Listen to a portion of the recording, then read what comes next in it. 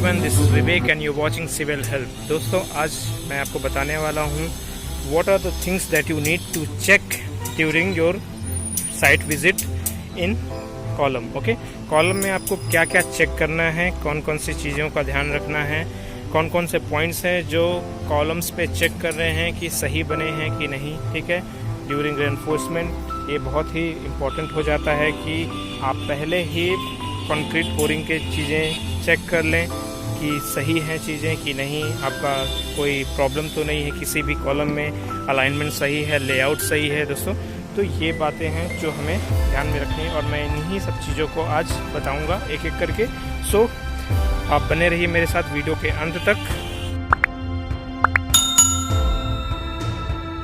Okay guys, तो पहला चीज़ जो हमें चेक करना है, कभी भी आप कंस्ट्रक्शन साइट पे जाएं, साइट विजिट पे जाएं, as a fresher civil engineer और एज अ कॉन्ट्रैक्टर सुपरवाइज़र, आपको क्या चेक करना है। सबसे पहली चीज़ होती है आपका स्टील। ठीक है, आपका एज पर अकॉर्डिंग टू जो आपका ड्राइंग मिली है, ठीक है, उसके अकॉर्डिंग आपकी जो रेनफोर्समेंट है या आपके जो बार्स हैं, ठीक, उनका डाया वैसा ही है कि नहीं। ठीक, जैसा कि आप देख पा रहे हैं यहाँ पे आपका स्टील यूज़ हुआ है। ठीक, तो आपका एक इस ग्रेड का 500, ठीक, और ये 20 mm की डाया है इसकी, कामधेनु स्टील और TMT यूज़ किया गया है। ठीक, तो ये पहली चीज़ है कि आपको dia of a steel bar check करना है। ठीक है, कि कहाँ पे जैसे मेन बार्स कितना है आपका प्रोवाइड किया गया है, कितने डाया का, जैसे कि आपकी मेन बार्स है यहाँ पे 20 mm की डाया है इनमें। फाइन, आपका जो बीच में दिया गया है ये बार्स जो हैं इनकी डाया आपका 16 mm है। तो आपको ये पॉइंट चेक कर लेना है कि आपका जो as per your drawing, as per your plan, as per your given specification चीज़ें आपकी वैसी ही हैं कि नहीं। जैसे कि आपके स्टीरप्स में, स्टीरप्स का डाया जो है आपका यहाँ पे 8 mm लिया गया है। फाइन, तो 8 mm अगर लिया गया है तो 8 mm ही लेना चाहिए। कॉन्ट्रैक्टर से ये बोलना चाहिए कि 8 mm ही लें। क्या होता है, अक्सर वो पैसे बचाने के चक्कर में डाया कम कर देते हैं। That is very harmful, it can be dangerous. Okay friends, दूसरी बात जो हमें याद रखना है, वो चेक करना है, वो है हमारा बाइंडिंग वायर्स के बारे में। ठीक है, हमें ये चेक करना है कि कौन सी बाइंडिंग वायर यूज़ की गई हैं। आपका MI है या GI है। MI stands for mild steel, ठीक है, mild steel wire, and GI stands for galvanised iron.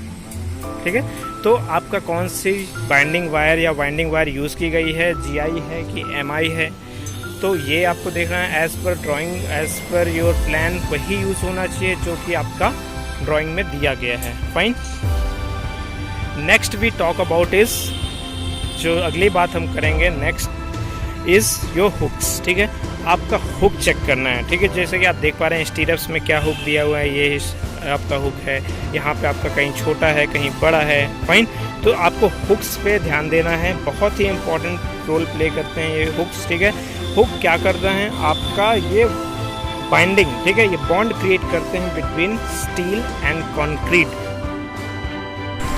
which provides strength to your column and makes it strong enough to bear the load of the structure. Okay? Minimum length of hook जो होनी चाहिए आपकी, वो होनी चाहिए 75 to 80 mm। ठीक है, तो आपका हुक चेक करना है। अगला पॉइंट जो आपको चेक करना है वो है दोस्तों कि जगल। ठीक है, आपका जो जैकल या जगल दिया जाता है, ठीक है, वो प्रॉपर्ली दिया गया है कि नहीं, कॉलम में सही तरीके से प्रोवाइड किया गया कि नहीं। आपकी जो बार आपका या जो ओवरलैपिंग किया गया है, ठीक, वो ओवरलैपिंग आपका कॉलम की बार पे जैकल दे करके या जगल दे करके किया गया है या सिर्फ डायरेक्टली बांध दिया गया है। दोस्तों, जैकल का बहुत इंपॉर्टेंट रोल होता है। ठीक है, रोल क्या होता है इसका, मैं इसके लिए एक अलग वीडियो बनाऊंगा और एक मैंने बना भी दी है।